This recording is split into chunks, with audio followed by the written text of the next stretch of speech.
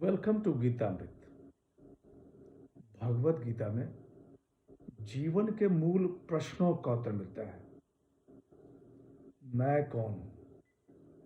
आत्मा क्या है? आत्मा का स्वरूप कैसा है? गीतामृत में इन्हीं विषयों का वर्णन सरल शब्दों में। Gita is science and researching Gita we get अमृत।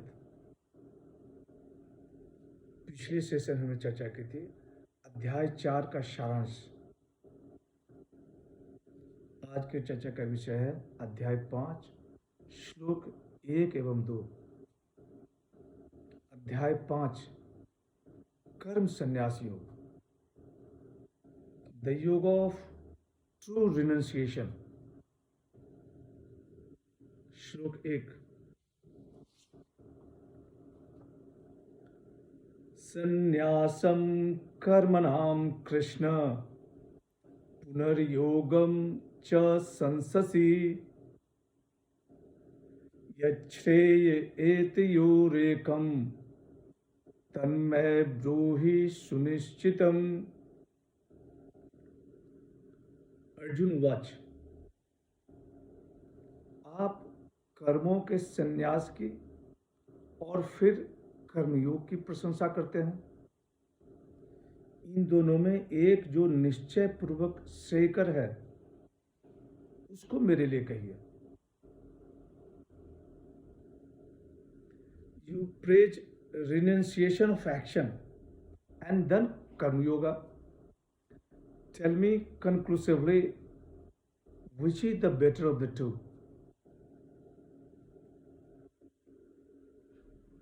अध्याय 3 में कर्म योग के बारे में बताया गया।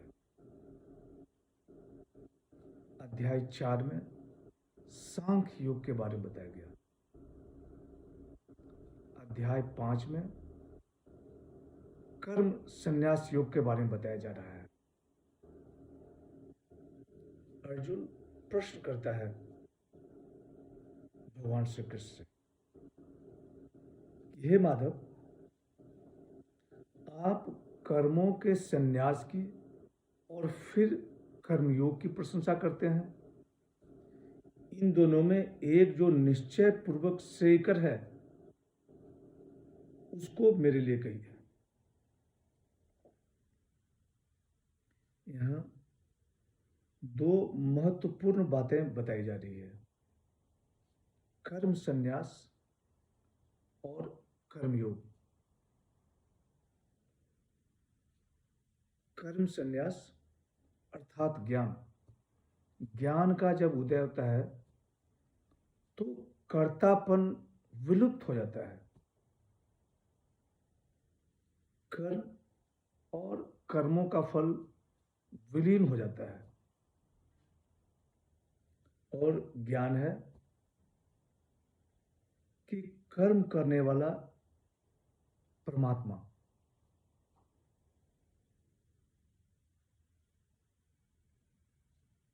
कर्मयोग, जब योग में स्थित होकर कर्म किया जाए तो उसे कर्मयोग कहते हैं। कर्म का साक्षी बन जाना, कर्म और कर्म फल से निर्लिप्त हो जाना। जब निर्लिप्त होकर कर्म किया जाए तो कर्मयोग।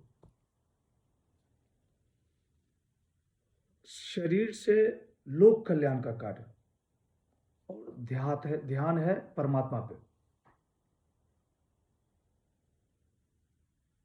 कर्मयोग। श्लोक 2, श्री भगवान वाच, संन्यासः कर्मयोगश्च निःश्रेयस्करावुभौ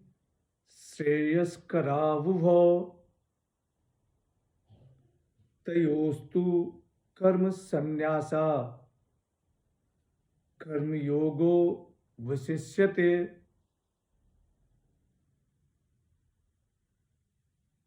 भगवान श्री कृष्ण ने कहा कि कर्म संन्यास और कर्म योग ये दोनों ही परम कल्याणकारी हैं, परंतु उन दोनों में कर्म संन्यास से कर्म योग श्रेष्ठ है।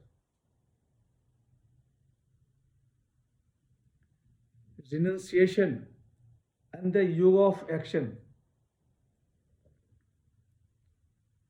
both lead to greatest bliss, but of the two, the yoga of action is superior to the renunciation of action.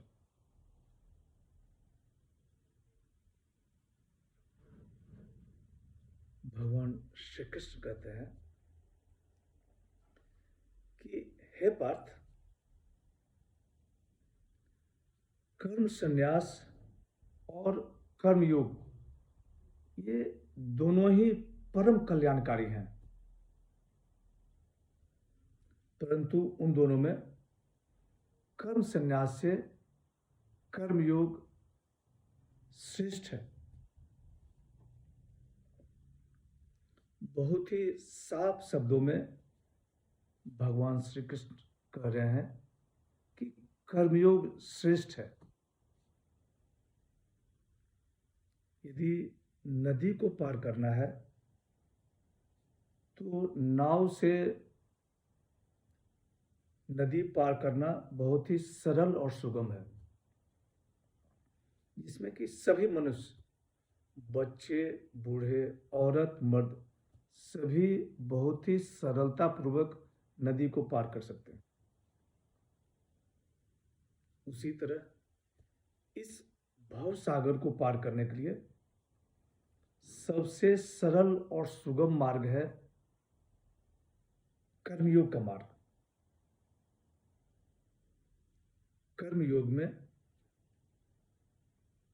कर्म संन्यास स्वतः मिल जाता है।